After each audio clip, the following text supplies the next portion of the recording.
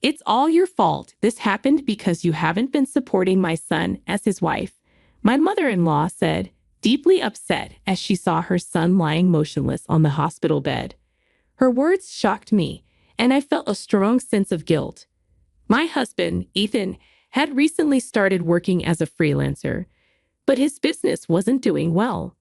Then he had a traffic accident and fell into a coma. As time went on without him waking up, a doctor called me into a separate room. He looked worried, as if he had something serious to say. I feared the worst about Ethan's condition. The doctor handed me a phone number and whispered, "Please call this number immediately." Then he told me something even more shocking in a desperate voice. Trembled uncontrollably and rushed out of the room. My name is Emily. I'm 42 years old, and I work as a freelance interior designer. I've been married to Ethan, who is the same age as me, for 2 years. He works for a housing manufacturer, and we met through a project we worked on together. When we first met, he seemed serious and a bit shy, but he actively engaged in conversation, which helped us grow close. We used to go out for meals with colleagues, and one day he asked me, "Will you date me?" From that day, our relationship changed. We got married after a long period of dating. People often thought we had been married for a long time due to our age, so they were surprised to learn we were only in our second year of marriage. With marriage, the topic of children came up.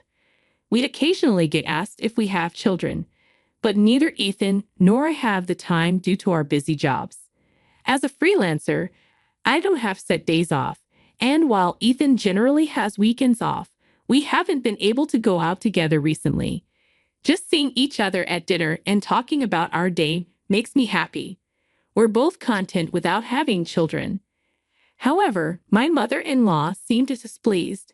My in-laws run a privately owned clinic that has been passed down through generations. Ethan didn't become a doctor, and perhaps she wants us to have children to be successors. Although she never said it directly, I sensed it. Regardless of whether we have children or not, my mother-in-law disliked me from the start. She spoils Ethan a lot, and while it's normal to show affection, it seemed to go beyond the usual parent-child relationship. She treated me like a thief who deceived her precious son. My mother-in-law directs such hostility toward me. She glared at me even during the marriage proposal and wouldn't respond properly when I tried to talk to her. Every time we meet, the atmosphere becomes tense. So despite living nearby, we stopped visiting them. My parents significantly influenced my decision to become an interior designer. They were originally in the construction industry, and I admired them, which led me to pursue something related to home building.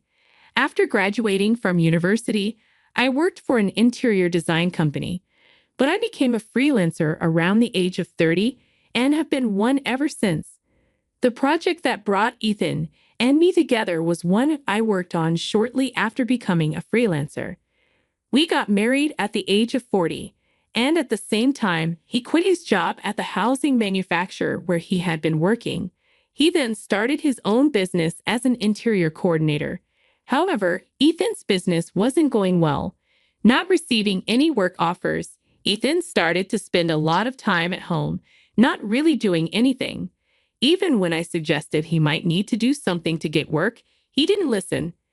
Our income drastically decreased from his days as an employee, and it felt like I was the one supporting us. Look, there must be something you can do to promote yourself. How about studying and trying different things? I suggested. Shut up.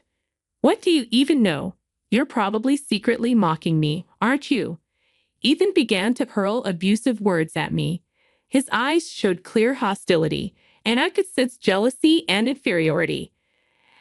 I didn't achieve success as a freelancer without considerable effort, but no matter how much I explained it to him, he wouldn't understand. He constantly said patriarchal things like, "You're not being considerate. Can't you support your husband's image?" Whenever I tried to retort, he would immediately cut me off with, "What are you trying to talk back? You're really annoying and boring." Apparently, he had been complaining to his parents too, and they would often call me, saying, It's despicable to hurt Ethan like this, even though it was me who was getting hurt. I just stayed silent and waited for the storm to pass, knowing he'd return to his room once he was satisfied. Then Ethan got into a car accident and ended up in a vegetative state. His mother became extremely agitated, blaming me, saying, "It's your fault. This all happened because you haven't supported him as his wife."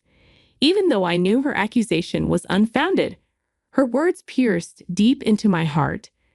I recognized the familiar look in her eyes, the same as Ethan's when he would glare at me. Despite visiting him every day, his condition remained unchanged. "Doctor, will my son always remain like this? When will he wake up?" she would ask, pressing the doctor for answers only to be disappointed with their response. Out of frustration, she eventually decided to take him back to their home. "We'll take care of Ethan ourselves. You only have to put in the money and handle the household chores too." Since Ethan's accident, his mother has constantly blamed me, saying it's all my fault. Gradually, her accusations and the tension between us have only grown worse. I started blaming myself more for not being there for him, so just as his family wanted, I decided to devote myself to Ethan and his family. For the next year, I lived a life shuttling between our home and his family's home, focusing on work and household chores. During that time, Ethan never once opened his eyes. Maybe it's because of me that he won't wake up.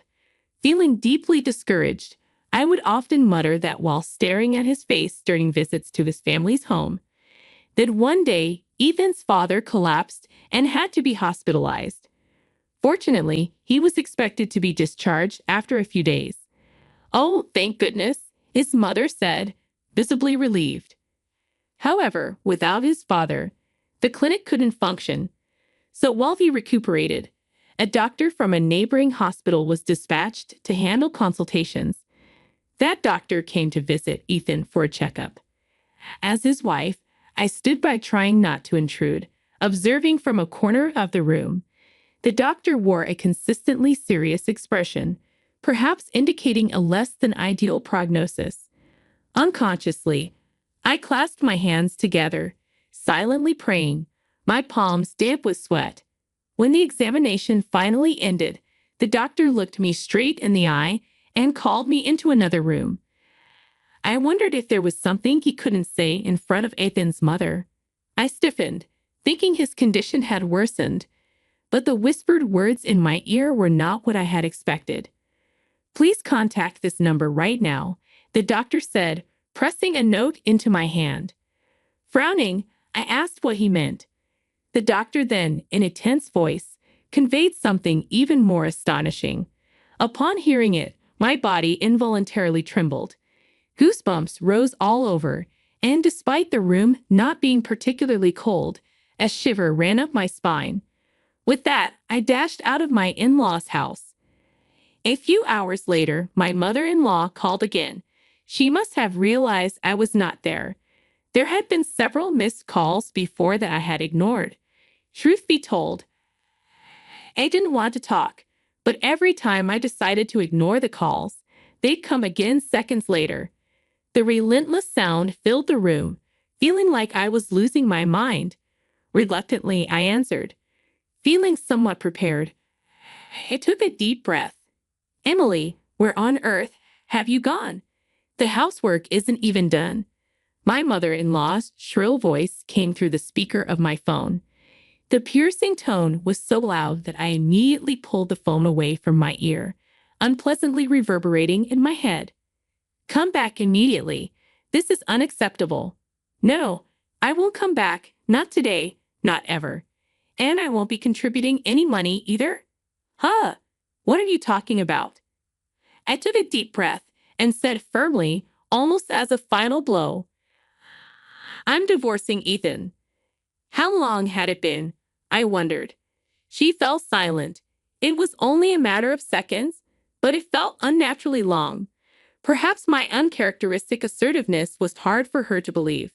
It seemed she finally grasped the meaning of my words after slowly digesting them. Leaving my child in a state like that. Do you have no heart? What kind of cruel wife are you? Nothing she said could hurt me anymore because questioning my heart was now my prerogative. I've already uncovered all the lies. You're not fooling anybody here, Mother. Ethan isn't really in a vegetative state, is he? The person beside me on the call said calmly. My mother-in-law sounded taken aback, a sharp intake of breath audible. It was Ethan's elder brother who made that observation. Why are you with Emily? Her voice remained shrill, but the emotions behind it seemed to shift from anger to a mix of surprise and panic. Ignoring her question, Ethan's brother sighed exasperately before starting to explain. As it turned out, the doctor sent to Ethan's family was a colleague of Ethan's brother. Ethan was initially taken to the hospital where his brother worked. His brother, upon hearing the news, found it suspicious from the start. The idea that Ethan had fallen into a vegetative state, given the circumstances of the accident, felt off. However, since Ethan's brother wasn't his attending physician and had been estranged from the family, he didn't feel comfortable questioning them directly. Consequently, he couldn't get a clear picture of the situation. It became apparent that my mother-in-law had taken Ethan home from the hospital to prevent the truth from coming out. However, after my father-in-law's recent collapse, other doctors became involved at the family's home, leading to the exposure of the lies. Ethan was not in a vegetative state. A doctor, a colleague of Ethan's brother, handed me a note while revealing this. The note contained my brother-in-law's contact information and another phone number for a certain location. After fleeing my in-law's house, I immediately called my brother-in-law and met up with him. When I learned the shocking truth, various emotions swirled inside me. Surprise was followed by fear, anger, and disgust. During the explanation, my mother-in-law tried to interject several times, but fell silent, as everything he said was accurate. Adding insult to injury, my brother-in-law said, "The reason you were having Emily put money in is because your hospital is struggling financially, isn't it?" By your hospital, he meant the clinic my in-laws were running. A gulp was heard at those words, likely from my mother-in-law, though it seemed to come from somewhere behind her. "Ethan, I know you're listening over there," he said. We didn't miss the faint voice that slipped out. Just like I was on the phone with my brother-in-law, Ethan seemed to be watching my mother-in-law's reaction on his end. It was indeed a lie that he was in a vegetative state. Along with disappointment, there was a sensation as if the remaining affection for him inside me was swiftly disappearing. With my mother-in-law now silent and Ethan muttering, I can explain," repeatedly to evade telling the truth, I hung up the phone. Several days later, I visited my in-laws' house with some people, despite declaring over the phone that I wouldn't come back. I sighed at finding myself there again, but it couldn't be helped. There were things that needed to be done. Besides, I wasn't alone, so I could confidently step into the house. I reflected on what my brother-in-law's colleague had whispered to me a few days ago. The contact information I was given included not only my brother-in-law's, but also the police's. Before taking my mother-in-law's call, I had immediately filed a police report. At the front door, I saw familiar sandals and sneakers likely belonging to my in-laws, but among them was a distinctly different pair of women's heels. Of course, they weren't mine. After a glance, I took off my shoes and headed straight to Ethan's room, or rather, where he was supposed to be sleeping. Well, pretending to be asleep would be more accurate. There, my mother-in-law, freshly discharged father-in-law, and a young woman who appeared to be a nurse were surrounding Ethan's bed. My mother-in-law and that woman were each holding one of Ethan's hands. I knew the truth. That woman was actually Ethan's affair partner, Sarah, a 29-year-old a decade younger than us. The investigation was complete. She must have been meeting Ethan when I wasn't around in my in-laws' home. I guessed my in-laws were in on it too. I felt like laughing at the sight of Ethan breathing regularly in his sleep, but held back. It didn't matter anymore since the lie had been exposed when I made that call. He should be fully conscious and able to hear and understand what's being said. I took out the divorce papers and held them out for everyone to see. Ethan, let's get divorced, I said. At that moment, his eyes snapped open. He must have been listening all along. He quickly sat up, abruptly crawling out of bed and clinging to my feet. No, I don't want to break up, he pleaded. I couldn't help but let out a mocking laugh as I watched him beg. It was almost amusing to see his affair partner watching with despair on her face. From Sarah's devastated expression, it was clear Ethan had been whispering sweet nothings to her, telling her she was the most important person in his life. It was incredibly selfish for him to now claim he didn't want a divorce after all that had happened. How irresponsible of you, I said. Exactly fulfill your duties as a wife. Don't be cheeky, my in-laws yelled, trying to intimidate me into obedience. But their efforts were futile. I had no intention of dealing with them ever again. Enough fooling around, my brother-in-law rebuked them in a low voice. He had been silent until then, but it seemed he couldn't bear it any longer. Do you think there's a woman out there who would be a wife to someone who pretends to be in a vegetative state to cheat and scam money? If you want a wife so badly, why not have that woman instead, since she's come here so boldly? Both mother and father must be so happy, right? I fired off questions one after another, but no one could answer. They just bit their lips and looked around, visibly troubled. They wouldn't be able to do as they pleased anymore. Talking about a new wife, life, or the future was pointless. Give up already, I said. This house is surrounded by the police. When my brother-in-law quietly informed them of this, everyone looked up at once, turning pale with despair. The sound of teeth chattering echoed in the room as they realized the full extent of their actions and the consequences they would face. I had solid evidence of the financial exploitation by my in-laws and the verbal abuse I had endured, which I submitted to the police along with my report. Ethan's mother and the others hurled verbal abuse at me, claiming it was all my fault and a scam to get money.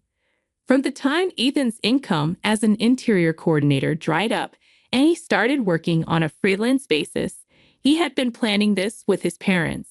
He had some intense insecurities towards me, thinking that if I could live as a freelancer, so could he. But it didn't work out for him at all. Frustrated with me, he probably maintained his pride by cheating with someone younger to feel superior. Don't think I don't know father also committed tax evasion, Ethan's brother said, giving their father a cold look despite his desperate denial. It's something that'll come out once investigated. When we gave the signal, the police officers waiting outside entered the room. After that, Ethan and I divorced smoothly. I didn't want to talk to him directly anymore, so I had lawyers handle all communication. Please, can we have just one more chance to talk face to face? Ethan pleaded and begged, but I firmly refused. Don't contact me anymore. I've left everything to the lawyers. With that, I deleted all of his contact information and made sure to block him from contacting me. The investigation into Ethan's father's hospital revealed massive tax evasion. Unable to pay the fine, the hospital closed down. Rumors spread among the neighbors. Hey, you know that hospital over there? Turns out they were evading taxes. Can you believe it? The director seemed like such an upright person, but who could have thought their true nature was like that? With no money to move out, Ethan and my father-in-law ended up living with my mother-in-law, hiding from the public eye. But I made sure to get back every penny they scammed from me. I ruthlessly took compensation and all the money I had given to my in-laws. I also made sure to get compensation from Sarah, the woman Ethan had cheated with. I don't know what happened to her afterward, but I heard she's working hard to repay the money she borrowed from her parents. Ethan and his parents ended up drowning in a mountain of debt. Since Ethan's parents were too old to find new jobs, Ethan seemed to be working hard to support both of them while struggling to make ends meet. He worked multiple part-time jobs, giving up on being an interior coordinator. On the other hand, I decided to return to my parents' home. Despite knowing the situation, my parents warmly welcomed me without prying, and their kindness deeply touched me. I decided to help out with my parents' business at home while continuing my career as an interior designer.